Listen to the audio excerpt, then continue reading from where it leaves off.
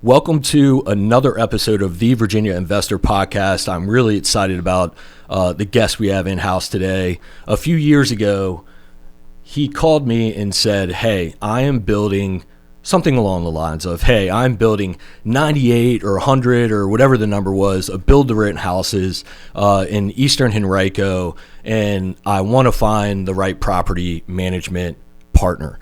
And my initial take was like, okay, we hear stuff like that a lot. We hear people say, hey, I'm going to have 100 houses in a few years. I have one now. I'm going to do all this.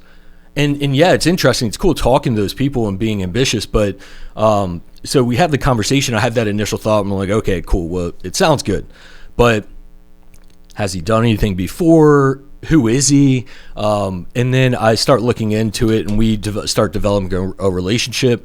And it is Harsh Thakker, who is the founding principal of Dorado Capital. I believe it was established in 2019, has done a handful of development deals and other investments, currently has $50+ million in completed and ongoing projects, over 100,000 square foot built and under construction, 5+ active developments currently, and over 100 acres owned or under acquisition. I have gotten to know Harsh over the years. I've been to some of his projects. It's really cool seeing what you're doing. And Harsh, I'm excited to hear the story behind your real estate journey, what got you there. Welcome to the podcast. Thanks for joining us. Yeah, thanks for having me, Stephen, and I'm excited to be here as well. Yeah, I think your story is going to be something we can all learn from.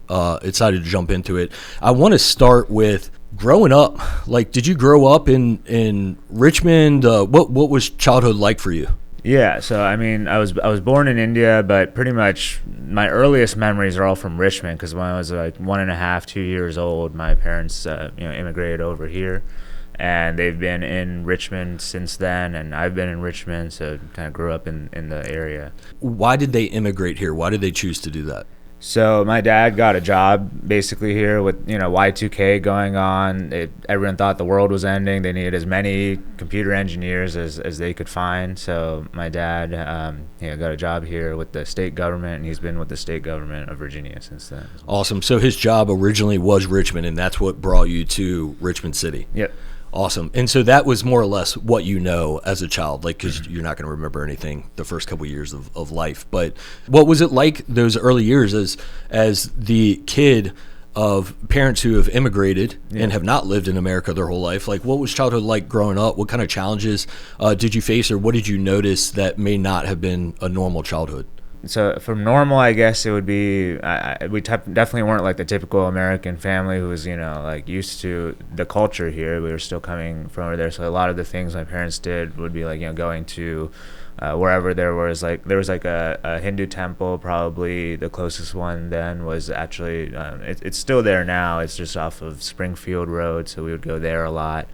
And that's kind of how they formed a community there. And then Awesome. There's a cultural center of India as well around here, so they would take me to events there for like different festivals like Diwali and things like that. So that was more what I experienced growing up rather than Thanksgiving, Christmas, Right. and things like that. Though they also tried to emulate that as much as they could. Like we had maybe like a 3-foot tall Christmas tree every Awesome. year that we would just put up, and then That's cool. like one jack-o'-lantern. What was school like for you? School was, I enjoyed the Henrico County public school system. So, I started at Echo Lake, and that was, good. I made a lot of friends there from around the area. So some of my best friends were just basically kids in the neighborhood. We would just be playing outside. And then I had applied for my parents had really pushed me to apply for IB for middle school. And, I got in, and I initially just really didn't want to go because I was like, I'm going to be, moving away from all my friends. Like, Hungry Creek's right there. Why don't I just go there? But they're like, no, I think it's a really good idea. And I was like, okay, fine, I'll try it. And So IB, is that like an advanced, kind of like an advanced study type thing? Kind of. So it's like basically the curriculum is developed in Switzerland, and they send it out. So like an IB school here in America is going to have the same curriculum as an IB school in India, as an IB school in Japan, and there's a handful of these kinds of schools basically all over that follow the same curriculum. So you decided to take that route, maybe against your will, but you decided to test for it and then get in. Yeah. And then that experience worked out pretty well for you? Yeah, that experience worked out pretty well. I continued with IB through high school here at Henrico High School, and I think it was a good program that really shaped I'm very interested in world politics. Like I'm interested in the macro level, and I think that program really kind of teaches you to focus on the macro. So when you were going through your studies in high school and you're looking for colleges and things like that, did you have a specific ambition that you wanted to do as a career at that point, or were you still just like, let's find a good college and figure it out? Yeah, at that point, I mean, I was like, let's find a good college and figure it out. There was like a few things I was considering. Like I really liked, investment banking, and like I also kind of like this whole tech startup scene. So I was kind of really leaning towards those two. But then I ended up getting into a program actually for foreign service, and I was like, well, working at the State Department or the CIA also sounds cool. Right. So that's why that's pretty cool. Ended up choosing that program. Yeah. Cool. So roundabout, like, what year is this that you're going to college? So this is 2014. Okay, cool. So there's all kinds of technology, like tech startups. There's a lot of different, because I'm probably 10 years older than you. Yeah. So it wasn't quite as much. Like Facebook was just kicking off when I was, I think, a senior in high school or something like that. So you have all these options, all this information at your fingertips. You choose a really cool option, and then you go to, where do you go to school? College? I went to Georgetown in DC. Okay, cool. Yep. Awesome. What was that experience like for you?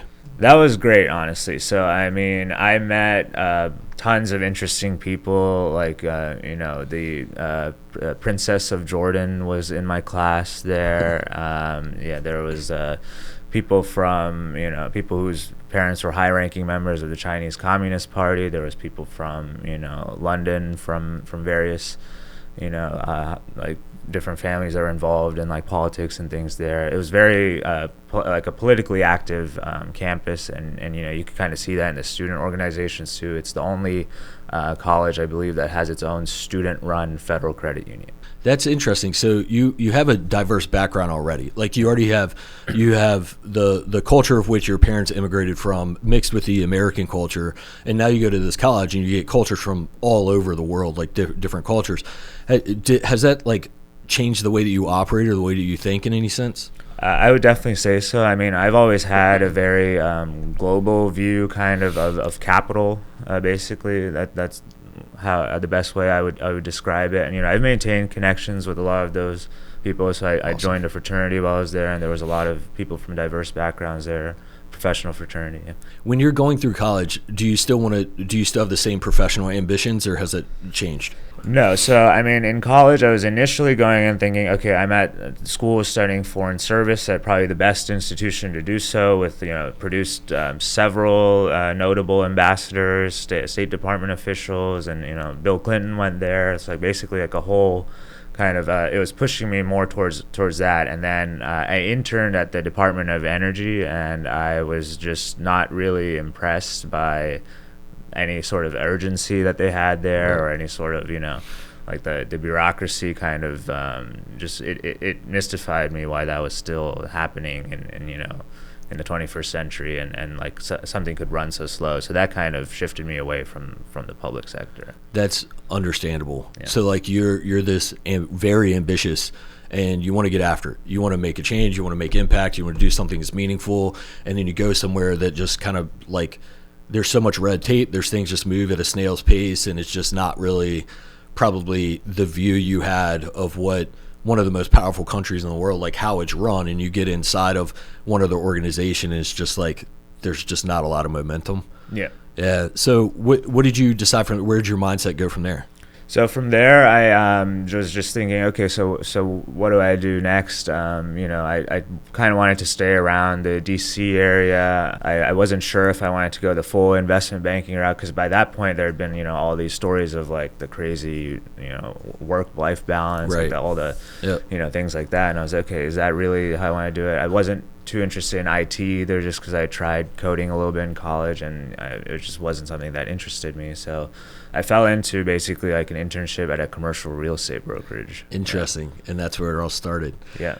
How did you fall into that? What did that look like? Was it literally like you just saw a posting, you're like, all right, I'll try this, or did you have an influence that kind of pushed you in that direction? Yeah, I mean, so after this DOEE thing, like it was like kind of close to the summer, and there was not really like an opportunity to apply for like traditional summer internships. I was like, okay, I got to find something quick. And like literally this was on Craigslist. It was like a small commercial brokerage, but had done like, billions of dollars in volume. Interesting. Yeah. Was that in Richmond or DC? That was in DC. Yes. Okay, yeah. Cool. So you went on board. Did you say internship or an actual internship? So that was between I think junior and senior year of college. Cool. Yeah. Awesome. So what kind of things did you do in that internship? What experience did you get? So a lot of it was basically lead finding, like, generating leads, sorting through like lots of data that they would get from these sources like Yardi or CoStar or whatever, and making sense of that data, assisting with kind of developing the offering memorandums in a lot of cases, a lot of different things. 'Cause it was really a small shop, like, 5, 6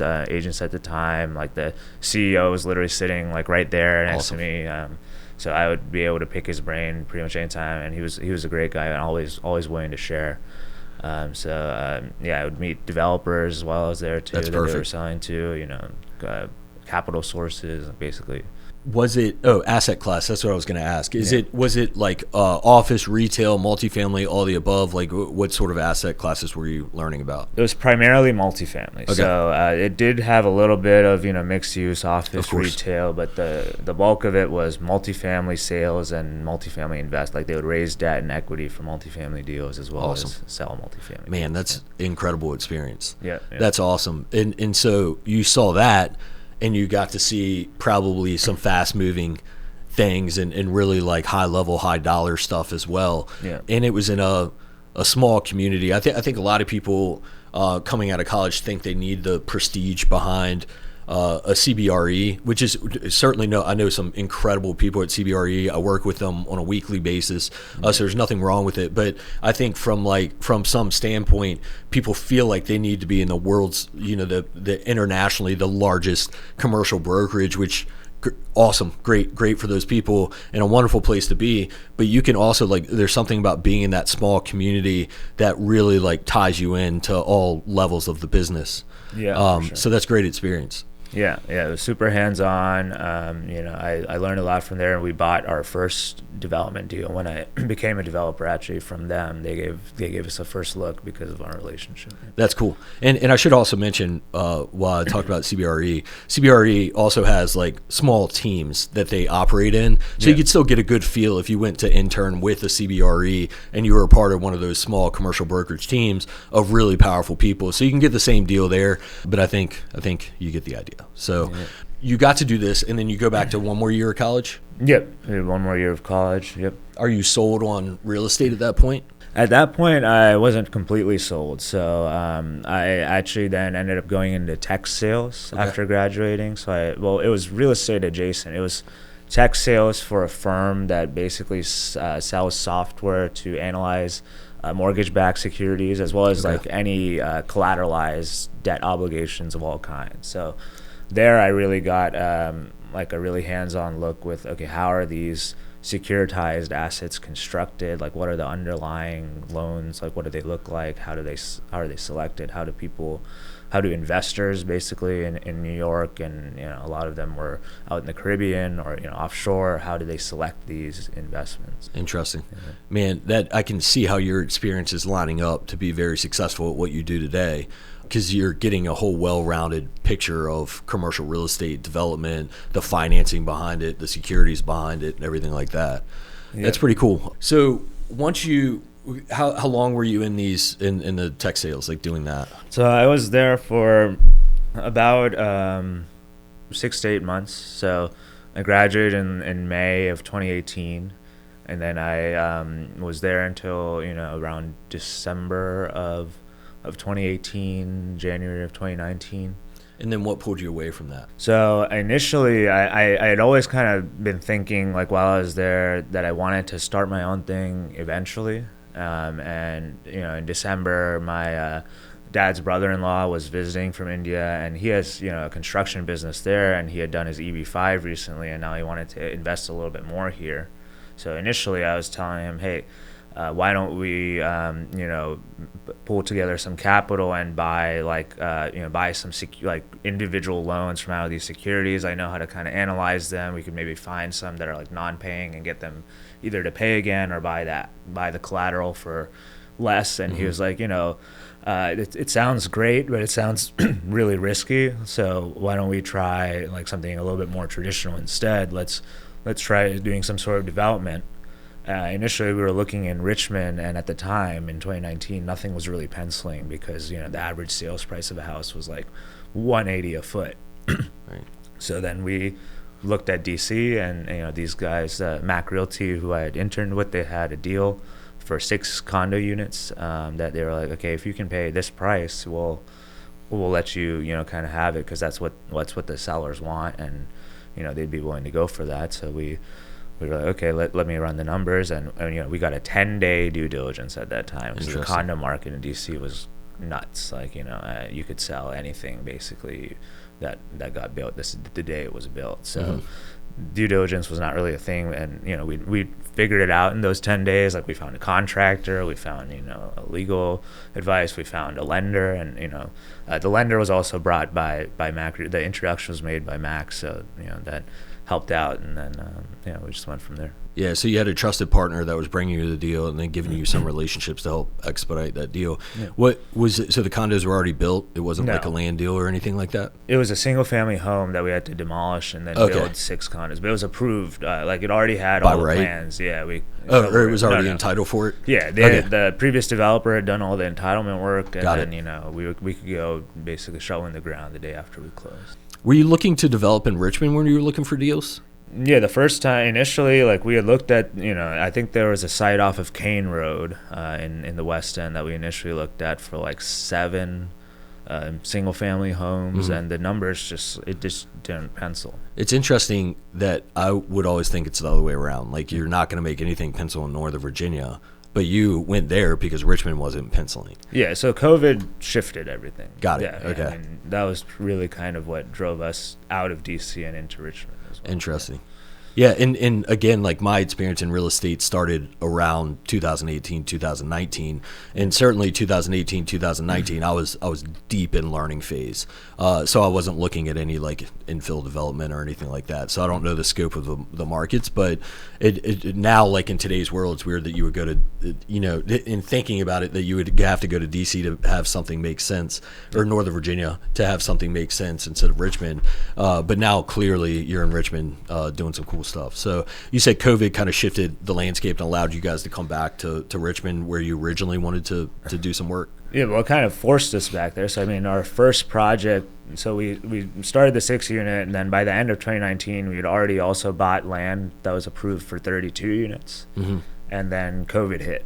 Got it. Yeah, and we were in the middle of construction on both of those first 2 projects, and then we were like, okay, it doesn't really make sense to look at more deals in DC. Let's see what else we can do, and then that's what kind of shifted us to Richmond. Yeah. If you're in the middle of construction when COVID hit, what did that look like? How did that feel for you? Was it still a successful project? So the first one, it was we ended up basically breaking even. We made 2 or 3 percentage points on that one. So it was as successful as you could probably hope for a first project that got hit by COVID. Right. The second one was we definitely went really big, and then COVID hit, and that one was filled with challenges because with it being a larger project, we had to go with a private private lender rather than a bank. So there were challenges kind of in getting it funded as quickly as a bank would have with COVID and everything going on. So that was kind of what there. And ultimately, we built it successfully. We've sold almost all the units. We're still holding a couple. So, based on how those end up doing, we'll see how we ended up overall in the deal. But it definitely wasn't a home run like we were expecting it to be. So you had your capital coming from, I think, was it your dad's Who was it? My uncle, yeah, Your uncle, yeah, your dad's brother. You had your capital coming from there. You partnered with him. Was that the team, the Dorado team, or did you have other partners in it? So the initial project, that was like basically we were the active partners, my dad's brother-in-law and myself, and then we had like some minor limited partner investors, but the majority of the capital was from him, and then he just brought in some supplemental just to fill the gap. And then we had, Capital Bank was our first lending partner there, Okay. and we still work with them on a lot of deals, so they've been great. And we found a contractor there, which was JAP Construction, and they ended up being so we ended up doing the 32 unit in JV with them, so they were Okay. The other partner in that one. All Which right. helped defray some of, like if they weren't partners in that, I'm sure COVID would have been even Right. more impactful. Do you still, is that the same construction team that you work with in-house? In today? DC, that is the same construction team we work with, and it's really that's more of a typical, like they're a separate contracting shop as well, like they do work for others, and Right. like we JV on deals more, but in here in Richmond, we have in-house construction through a different arm. How did you set that up? Like, and what was your decision to bring that in-house? So we had initially done that model in DC, kind of with the JV, and it made sense. Like, getting your basis down is always important.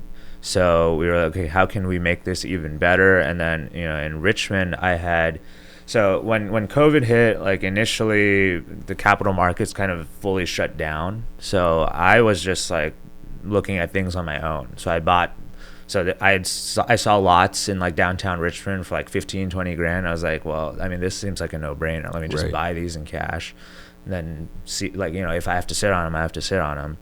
But then, quickly it became that people wanted single family homes like in COVID a lot. So we started building on those lots, and then we found a smaller contracting shop initially through there. And the first thing I noticed was that like this was the first house I'd ever built where I never needed to do a punch list.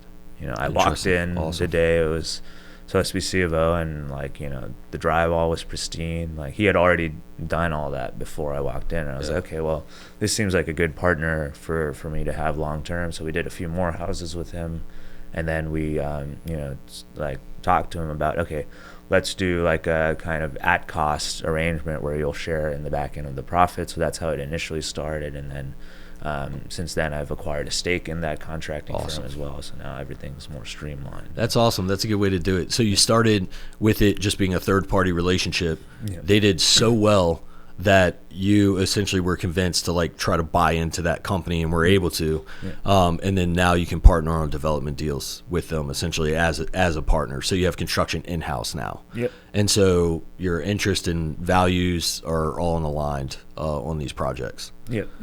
That's cool. Is there anything that you still prefer to outsource, like that you don't do in-house, where you're like, hey, we're not going to touch that? So, I mean, while the GC is in-house, most everything is still subcontracted except for earthwork and utilities installation. So that is something that we've now brought that in-house, and that's something that we self-perform. Like we run the crews, we have equipment to do all that. But everything else is still subcontracted, but then we GC it in-house. Like the management and the ownership of the schedule and like things like that are in-house. Are you still raising private money, or does it depend on the size of the deal? So we mostly syndicate our deals. Like the equity is through. So far everything has been a 506B through friends and family. We're starting to explore more institutional relationships, but honestly, our deal size just isn't there yet. Like a lot of the capital that we found in the institutional space has like a minimum check size of 5 million or 10 million, and most subdivisions in Richmond are not quite there yet. But we're exploring. We're trying to see. There's options for emerging managers too in the more $1 to $2.5 million check size range. So we're looking at those. We're always forming new relationships and doing 506B raises then with people like accredited and sophisticated investors that we have pre-existing relationships with, but not really like we haven't done any 506C, and at this time we don't have any plans to do like a broad raise retail capital. So given your team structure and your background experience, what is your role on the team? What sort of what things do you do to help support Dorado Capital? So I wear, a lot of hats. Basically, I'm the main operations person. So most of like the day-to-day construction activities, like making sure that the GC, obviously I'm not the licensed GC, like my partner is in the construction business, and he handles the on-site stuff, but making sure he has everything he needs insofar as the software, like finding new softwares we can use to manage that better, finding new tools and techniques, making sure that we're getting what we need from the capital side of the business to keep that operationally running properly. So cash flow management, operations basically is my main role. Yeah. Are you finding the deals as well and analyzing the deals? Yes, so I'm also finding and analyzing the deals, and then I present it to my partners and to our LPs. And what strategies are you using to find the deals? Honestly, most of what we've bought to date has just been on market, and for some or whatever reason, other developers have passed it over. They've thought it was too difficult, or we've just found a niche in being able to figure out more complex deals, or looking in places maybe that other developers aren't traditionally looking, but still making it work. And then from that, we've developed a lot of good relationships with home builders to where they're sending us land that they find and that they want developed for single family subdivisions. Awesome. And you have a track record, like you have some momentum, and I think that momentum helps with those relationships as well. Yeah. Because people know you're going to buy and you're going to build if it's a good deal, right? Yeah. Do you have an example of one where like you guys saw a creative opportunity and other people didn't, and what did that look like?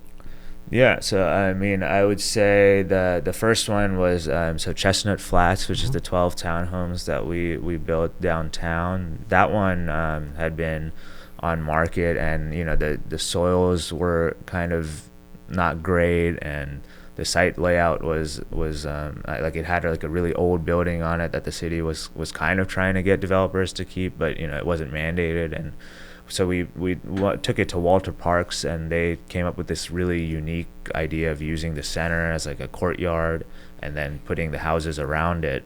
And I think it's worked pretty well. Like we've definitely set records for the pricing in that area. So that's an awesome project. It's a beautiful project, and it's only in phase one, right? Like you're still, yeah. And I was able to visit that along with a group of other investors when we toured it that one day. Awesome project. It's got townhomes and it's got a courtyard, and then you have phase two, which you're going to build, I guess, identical property kind of facing the other property that's already standing. What sort of challenges did you run into during that construction? Yeah, so the biggest challenge was that across like most of the site, we had to do an average of like anywhere from 5 to 7 feet of fill, basically, and we were able to basically just shift a lot of dirt around, so we didn't have to bring dirt in. Which was a big help, and that kind of started our relationship with the site contractor, who we ended up bringing in-house and doing all the earthwork with. Through that challenge, we were really like, okay, if there's no way to really do this cost effectively other than by doing time and materials, and the contractor was fine with doing it like that, and so that's how we did it. That was the biggest challenge, was the soils. What was your experience with permitting? So permitting, that we permitted through COVID, so that did take a while. In 2020, the city of Richmond's permitting or processing staff for zoning or things like that just got eviscerated, basically, and They were relying on third parties that were taking a long time and things like that. They've since improved considerably, but back then it was really rough. So it took us almost like 2 years to get POD. We bought this site in October of 2020. So yeah. And when were you able to deliver it, like your first sale? So our first sale was last November.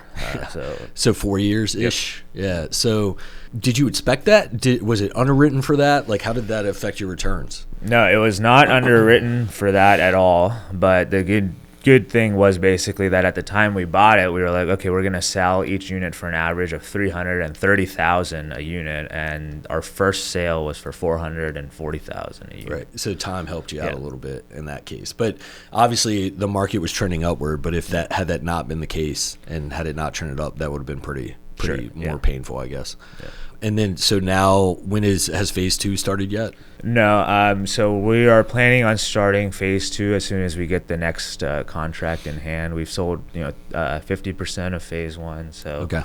One more contract will kind of put us to where we are comfortable breaking ground on the next phase. Got it. I guess this capital is all being allocated to build to go to phase 2 and finish that. Yeah.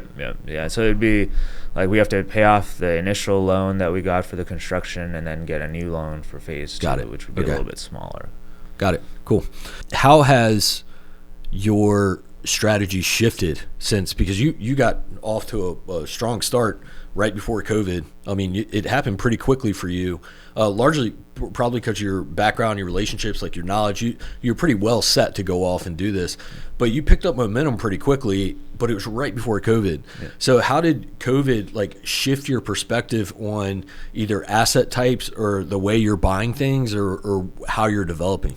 Sure. Yeah. I mean, well, COVID really basically destroyed my confidence in the condo model entirely, at least in major urban cities. It just seemed like too expensive. Why is someone paying $500,000 to $600,000 for a 2-bedroom condo when they could buy 30 minutes out, like a 4-bedroom house for the same amount? So it just kind of shifted my thinking of, okay, what product type do I really think, would I live in one? And then what do I really think people deserve to live in, would want to live in, and makes more sense. So I was like, okay, let's shift outside. Let's go to the suburbs. Let's look at new detached and attached residential housing. So we started with those townhomes in downtown. I built a few single families here and there, and then the project you were talking about at the beginning came across, which was these 2 sites that were sitting on market. They'd been sitting on market, I think, since 2008, basically. That crash happened, and they just been there. They were in the East End, and we were like, okay, let's do a build to rent here. That's what we were initially thinking. And then as soon as we kind of got it under contract and it had an age restriction on it, which was, I think, one of the reasons why it had been sitting, though not really the primary reason, because there were plenty of builders that reached out to us and said they would be interested in age-restricted housing there as well. But it had been sitting for whatever reason. And we did our due diligence. We ended up dropping one of those sites just because it was far too wet. And the other one did have some of the same challenges, but not quite as much. So we're like, okay, let's change the layout a bit. The layout that the initial developer had 2 stream crossings. We were able to eliminate both of the stream crossings while only losing 4 units, which is, I think, something that other developers had not thought about on that site. So they had published an article about us picking up that site, and then we got calls from all these home builders saying, hey, we'll pay you X amount per lot. There's no single family lots for us to build on. Okay, this might be more lucrative than doing a build to rent, and you get a faster capital turn. So in 2022 we shifted kind of focus to doing horizontal development. Yeah, and rates were starting to climb eventually, and I know in talking to you over the years, your plan kept changing, which is awesome because it's your ability to adapt. You weren't set on, there's no ego behind it, there was no firm stance, there was no you were reading exactly what was happening or doing your best to read what was happening. And I think me and you had probably talked 4 or 5 times with different options, right? And we talked to I think we either connected each other to a number of different people to talk to about a number of different solutions for this land. And so, but it started as 98 or 100 something build to rent, and then the number got smaller, and then things started adjusting, and then maybe you were going to sell the lots, or maybe you were going to build houses to sell for retail sales, or sell them. I think it was even sell them in chunks or whatever to other investors, and then what do those numbers look like? So we were analyzing rents to see what would make sense and what sort of returns the investors would get if we went those routes. So where does that stand now? Did you end up selling the lots, parceling it out and selling them, or what? Yeah, so we're under contract to sell them. They're going to be complete probably in spring of this upcoming year. So that's when the first sales will take place. Cool.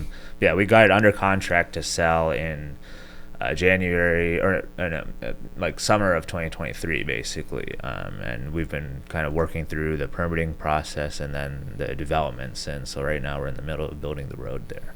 So given all the changes in the market, will it still be a good deal for you? Oh yeah, it's going to be an amazing deal. Probably, like our investors are looking at, beating the initial projections probably by like 30 or 40%. That's awesome. Yeah.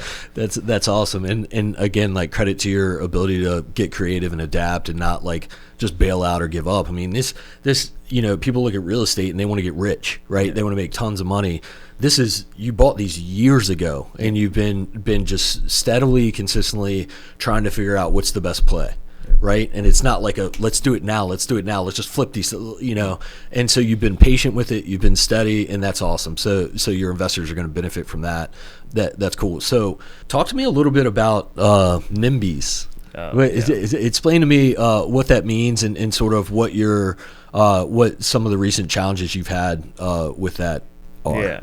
Yeah, so I mean, NIMBYs are people who are basically not in my backyard, is kind of what the acronym stands for, and they basically don't want development anywhere near them, kind of. And, it doesn't kind of really matter what that development is, what it looks like if it's by right or not by right. Like they would stop by right development if they could, but they can't. And that's kind of the how they operate. But we've been facing numerous challenges in getting sites rezoned, especially in Henrico County now with, I guess, all the growth that it's experienced in the past 10 years. Some of the residents are dissatisfied with changes in traffic, changes in the neighborhoods and things like that, and they've been coming out much more frequently to these public hearings and public meetings to where I'm hearing from the Home Builders Association, from basically all developers I work with, that it's just a challenge. Like only 800 lots have been zoned this year in all of the Richmond metropolitan statistical area, and they've sold 2,500 new homes, so 3 times as many lots that have been zoned. So it's definitely a challenge, and it's pointing to probably a severe shortage in the near future. Is there anything you can do in advance when you're buying these, when you're buying this land or you're preparing to develop? Is there anything that you've learned from this experience that you've dealt with that you could do proactively to help put their mind at ease or to help prevent NIMBYism or at least mitigate it to some extent? Sure. I mean, we've been trying to do that with every case, and recently it's gotten just more and more challenging. Our most recent case, we had actually been working on that site since November of 2023. We had passed planning commission. We had gone from an over 100 unit density down to 49, and it still got denied. We had like 5 or 6 people even come out to speak for it when we had our public hearing. But I think what's happening with the data centers right now and the severe pushback that localities are experiencing from that has changed the environment completely. Obviously it's important to have early neighborhood meetings. Like we had 2 or 3 with this one, and in the past, like when we've had the first one, it'll be like 40-50 people, we address some of these concerns. The second one will be like 20-30 people, we address those concerns. The last one will be like 5 people, and like those people are just never going to be happy. Right. But now I think it's the sentiment has shifted quite considerably against development, and I don't know if maybe that's related to the broader economic climate, and if that'll normalize as we come out of some of these more challenging times. But right. I struggle to reason why development is a bad thing in many cases, as long as there's so many rules put in place of what you can and cannot develop and in what areas for a reason. Yeah. And so I think those are put in place to help control density and help geared towards the master plan for that area and what people want to see economically in that area over the next 10 years. And so I struggle to kind of see what the pain point is, but again, I'm very biased in the sense that I'm in real estate. I appreciate development. I understand that it probably increases and drives property values, but you have people here that are renting that don't want their rents to get higher. They don't care about any of these economic factors. They just want to go to their job, get paid, and not have to deal with traffic on the way home. So I guess I see it from that standpoint, but I guess from a larger level, it's hard for me to reason with why it would necessarily be a bad thing. Yeah, definitely. And I mean, I understand no one wants like a data center near them because that has its challenges with like water and electricity and other things like that. But it's kind of permeating to residential as well. And this idea, I guess, that, I don't know, there's a like they don't want houses near them, but then they also are like the houses are too expensive. Right. And then there's not really like a clear logic, I think, in a lot of that opposition. And it's usually not like renters that are worried about their rents going up, coming out to complain. It's more property owners who are worried that the person who's going to come next door is not going to have, I guess, the same values maybe as them, or is going to want like HOA, want public water and utility. Like a lot of people have, I guess, feel that there's still some rural character to parts of the county, which I agree there is probably, and there should be a way, I think, to maintain a balance of preserving that character, which we try to do with proffers. Like we proffer different landscape features or different community amenities or different buffers or things like that. But I think it's just a general challenge right now, and people are upset about other things, and this is a way that they can express some level of discontent. That's interesting. I mean, it's good that we have that that process in place. People have to have the ability to speak up, and they should. I mean, they should if they feel passionately. And I should also say that it's just like politics, right? Like there's one side or another side. There's some people in the middle, but like some people are never going to understand each other's perspective. And I guess like I always try to put myself in other people's shoes, and I haven't really done that from the NIMBYism standpoint. Like I haven't put myself as a NIMBY and tried to think about it because I'm not personally like buying land and developing, but I guess I could probably see where they're coming from as well. My brain just automatically goes to development is good, but also I understand in some cases it wouldn't be, especially Eastern Henrico is just like getting swarmed with massive data centers, and so the timing of that in conjunction with like this residential project is probably makes it difficult. It's like cards are stacked against you there, but it's still going to be a good project for you, it sounds like. So that's awesome. So, well, this one that got denied is basically one that we had to drop, but everything that we're working on that we buy, we don't buy land unless it's fully zoned and like ready. So that stuff is all unaffected. Like we're working on over 120 lots, I think, in the East End right now. Got it. Okay. Which should be delivering over the next 2 years. Sweet. Yeah, that's awesome. That's cool. Was there ever a time where someone came out and provided like substantially or materially improved a project because they were opposed to it? Like with their feedback, basically, that they provided? Not to date, and that I would come up with. I mean, we try to be very proactive about that already. Like, I'm not like the typical, like, so we've gotten a lot of praise from different like staff from like different localities of how detailed our initial concept plans are and how much thought we've put into it. And the reason for that is not purely just altruistic. It's also like, I'm going to have to do that at some point anyway. It's much more like it's reducing a lot more risk if I just do it now rather than when I've already spent $60,000 and then suddenly I'm faced with all these other challenges. Right.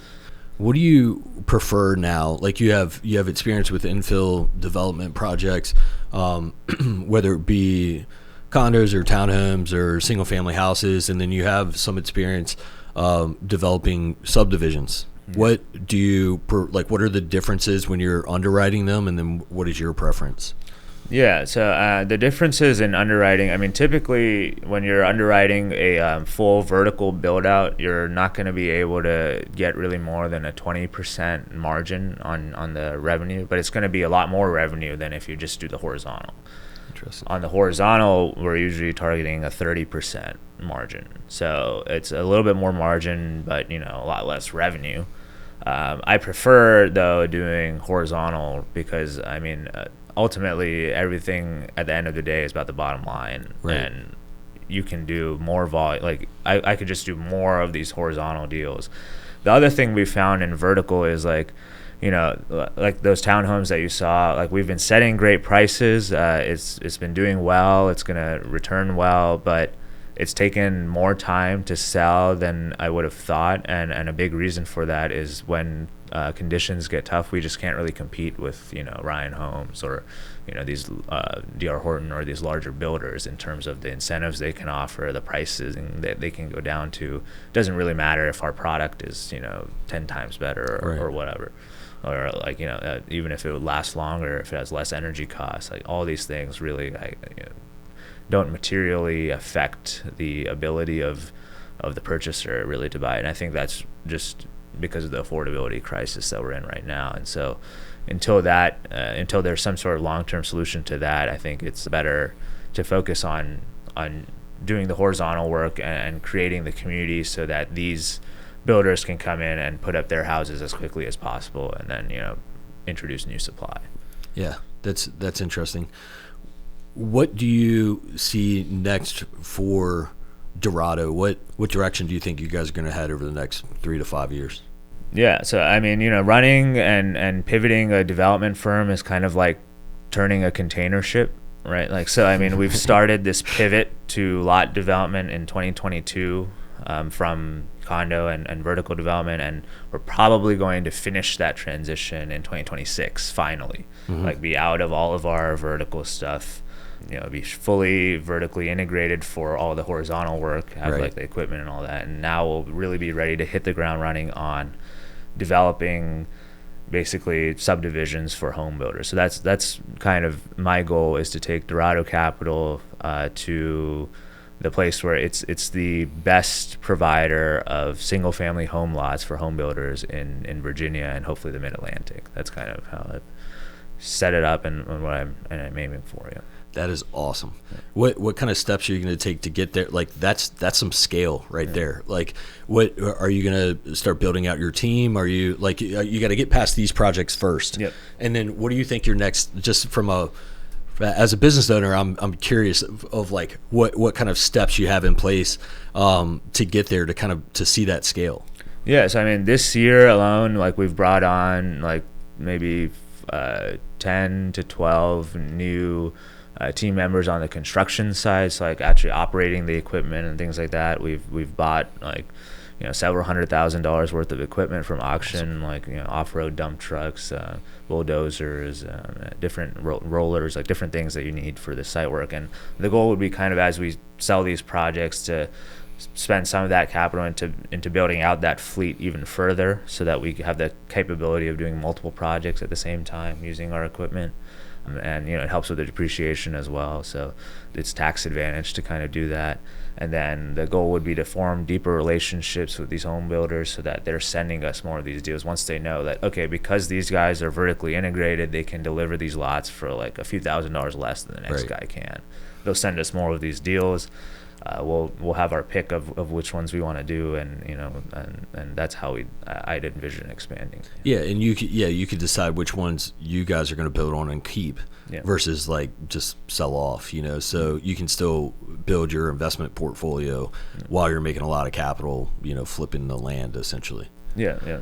That's pretty cool. What advice would you give for aspiring developers? Let's say someone getting out of college that is interested in development. Maybe they don't have a lot of capital, like just your typical college student getting out, interested in real estate development. What sort of advice would you give them to get in the game, get started? Sure, yeah. I would definitely say, and maybe I'm a little bit biased because this was kind of my path, but finding like a small shop in a big city that's like involved in development, like you'll be learning a lot. It'll be super fast paced. You could do it maybe in a smaller city, but the deal flow is just not going to be as the same. There's not going to be as many things going on, and you can take those skills and then transfer them to pretty much any small city in America. Right. Well, what about someone who wants to do a deal, is ready to do a deal? They have some level of knowledge, but they don't have any capital. What should they do? So if you have knowledge and like you could get maybe a GC license or at least know how to like you're in a state where you could just operate it kind of as an owner operator or an owner manager and just like manage the trades and then find like either a private lender. I would just start with like a single house kind of, and that's how you can learn. Okay, here's the permitting process. Here's like all the different permits that you need. Here's all the different trades that are involved, and here's in this area, and like that's how the permitting department in that city will also get to know you, and that's how you'll start to hear about different projects that you could go after. Awesome. And then joining the Home Builders Association of your local area is also extremely important. And there's one of those in most like mid-sized to larger cities. Like there's those. We've had another guest on the podcast that said that was instrumental to his success, is building, joining the Home Builders Association, and then all of, especially like dealing with land, all of the connections and stuff that he had made through that with lenders and construction people and investors, et cetera, was just like a game changer for him. Yeah, I think that's great advice. Where can people find you? So I'm pretty active on LinkedIn, and then we have our website, doradocapital.us, and my direct email is just my first name at doradocapital.us. So I read all my emails myself, so anyone's welcome to email me at any time. Yeah. Awesome. Yeah, well, I've found you to be a wealth of information. It's awesome. Like you're open about your projects and your deals and what you have going on, and you're humble enough, even with your knowledge and background, to ask questions and learn from other people and try to connect and meet people and make things happen, which is awesome. Any final thoughts? I would just say, just to reiterate again, like I think there is a big shortage coming on the horizon. Like we're already in a shortage, and all the trends that are going on now are pointing to us being in an even bigger shortage coming up. So anyone who's interested in getting into development, anyone who has some extra land, anyone who just thinks like, okay, let me build a house, like absolutely you should do that. We need as much as we can get, basically. Yeah. And it sounds like you're going to be building a larger team soon. So if you're interested in getting in the game and you're listening to this, you might want to reach out to Harsh and figure out what knowledge, experience you need to join his team sometime in the next year or two. Yeah, it sounds like it's going to be a strong team to be a part of. Thank you so much for coming on this podcast and sharing your knowledge and information and information on some of the deals that you've done.